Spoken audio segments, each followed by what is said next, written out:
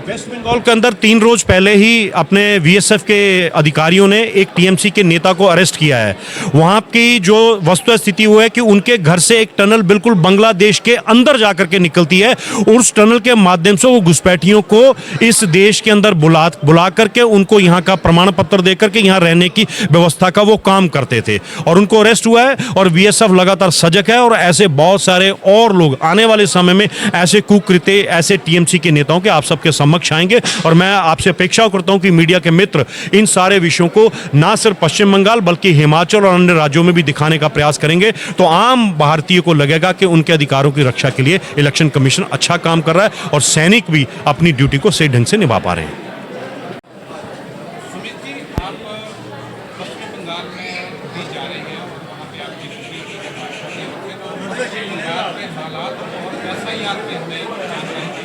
आपका क्या? देखिए, एसआईआर जो है ये एक प्रक्रिया है और निरंतर होने वाली प्रक्रिया है। वर्ष 1992 से ये प्रारंभ प्रक्रिया निरंतर हर सरकार के कालखंड में हुई है। 52 हो, 57 हो, 62, 63 हो, या उसके पश्चात में जाकर के 82 से 83 के दौर का हो, या उसके बाद नरसिम्हा राव जी की सरकार के समय में, और उसके बाद वाजपेयी जी की सरकार में समय में, और मनमोहन जी के समय में 2004 या 5 के समय में।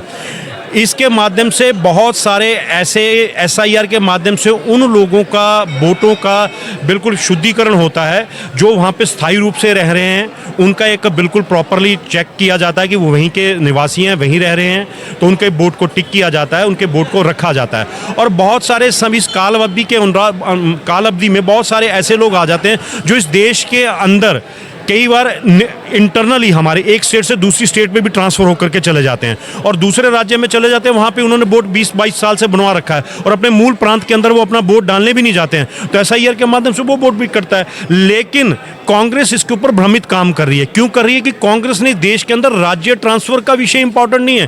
कांग्रेस ने इस देश के अंदर घुसपैठियों के वोटों को बनाने का काम इस देश के अंदर सबसे बड़ा किया है।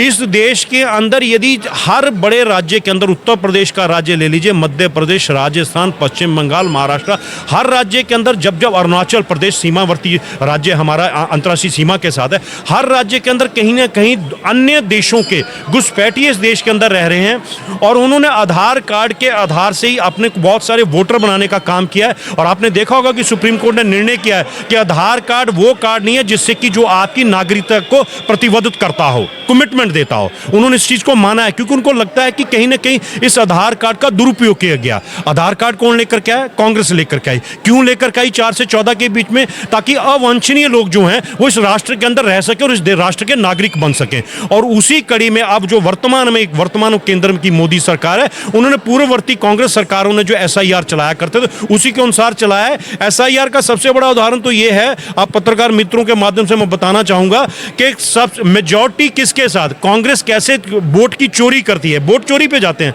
वोट चोरी तो ऐसे होता है कि 11 राज्यों के कहते प्रधान कह रहे हैं कि देश का प्रधानमंत्री अपने सरदार पटेल होने चाहिए, एक राज्य के प्रधान कह रहे हैं कि नेहरू होने चाहिए। वोट चोरी तो आप करते हैं, वोट चोरी भी आप करते हैं और अवांछनीय लोगों को भी आप इस देश के अंदर बसाते हैं, तो वो इस राष्ट्र का युवा, इस राष्ट्र की मातृशक्ति, इस राष्ट्र का किसान नहीं सहेगा। केंद्र सरकार ने ये जो निर्णय, उनके जो इंडिपेंडेंट एजेंसी इलेक्शन कमीशन है, जो उसने ये निर्णय किया, बिल्कुल सही किया है। और देश के गृह मंत्री के द्वारा तथ्यों के आधार पे इलेक्शन कमीशन ऑफ इंडिया किस प्रकार से काम कर रहा है, उस काम की जानकारी लोकसभा के अंदर रखी और परिणाम स्वरूप ये हुआ कि जब वो बोल रहे थे, 32 मिनट का उनका संबोधन है और कांग्रेस के लोग 6 मिनट में ही संसद छोड़ करके भाग गए, क्योंकि उनको पता है कि उन्होंने इस राष्ट्र के अंदर जब सत्ता करी है, अपनी सत्ता सुख के लिए करी है, राष्ट्रहित और गरीब, शोषित, वंचित समाज के लिए नहीं करी है। उनके अधिकारों पर डाका डालने के लिए घुसपैठियों को उन्होंने इस देश के अंदर बसाया है। लेकिन मोदी सरकार